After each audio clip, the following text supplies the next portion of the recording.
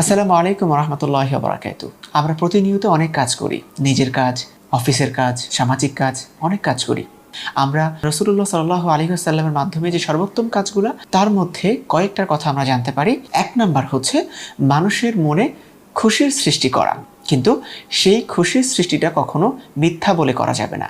দ্বিতীয়ত হচ্ছে ক্ষুধার্তকে খাবার দেয়া।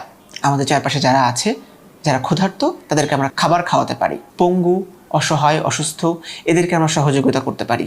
যারা দুঃখী আছে, সামর্থ্য অনুযায়ী তাদের দুঃখ দুর্দশা দূরীভূত করার চেষ্টা করা। এবং যারা আহত, যারা অসুস্থ, তাদেরকেও আমরা সামর্থ্য অনুযায়ী সেবা করতে পারি এবং সহযোগিতা করতে পারি। দৈনন্দিন আমাদের কাজের মধ্যে যদি আমরা এই সর্বোত্তম কাজগুলোকে যুক্ত করতে পারি, আমরা এর মধ্যে কোনো একটা কাজ আল্লাহর কবুলিয়ত পেতে পারি। আর আল্লাহর কবুলিয়ত পাওয়া মানে আমাদের জন্য অনেক বেশি কল্যাণকর। আল্লাহ পাক আমাদের সকল কাজগুলো কবুল করুক।